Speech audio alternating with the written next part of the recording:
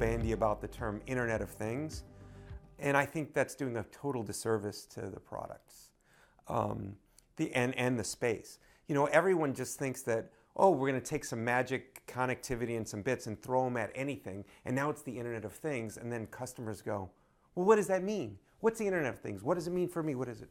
No, it's much simpler than that. All we're doing is we're making a better version of products you already buy today. We're not asking you to buy things that you've never seen before.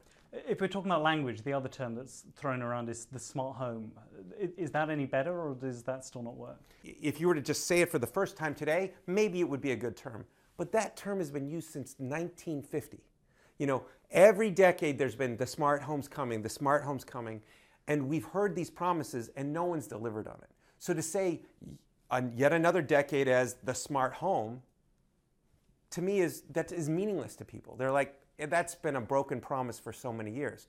So that's why we talk about the thoughtful home. Every person has more or less a device that's with them with tons of sensors that's tracking them daily. It's called their smartphone.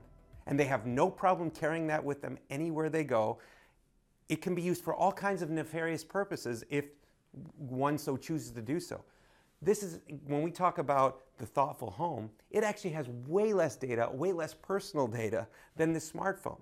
But no one thinks of the smartphone as really a bad thing because it's so useful, right?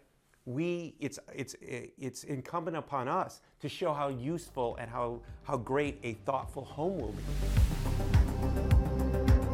To me, it's like the computer era in the early 1980s is where we are with wearables.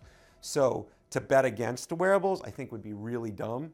So to continue to invest and learn about what works for people, what doesn't work for people, I think is critically important for the industry and for Google itself. And so that's why I decided to take on this responsibility. So I'm very bullish. It wasn't handed to me and said, Tony, clean it up. I offered and said, this is important. I remember what it was like when we did the iPod and the iPhone.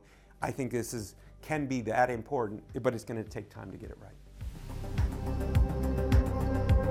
Well, I think designing of a car, an automobile, how do you make those occupants feel like they're safe and make sure they're safe? Not just you say it's safe, but how does the car exude safety and utility and also is fashionable as well? People drive cars. They could all just drive the cheapest car out there. Those are safe too, but that's not how people want to be seen. It's an extension of themselves. So how does this utility self-driving car also be a reflection of you, right, as well as itself, and be transparent about its safety? Those are very interesting questions that need to be dealt with still, because right now we're just talking about technology, not about the design. Do you have any answers to those questions? Sure.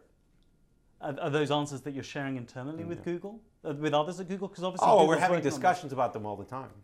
So, just so I'm clear, you're involved in the discussions yourself about the design of the Google driverless car. I have curiosity, and I ask people questions, and that's it. That's the extent of it. So I get to feed my brain because I see all these great bits around me, and I get to ponder those. I get to ponder those questions in my copious free time. Do you think you have more to feed into Google's design? I always have ideas. It's whether or not people want to hear them. I don't know. Do they want to hear them? I don't know. Ask them. Do they ask you? Sometimes.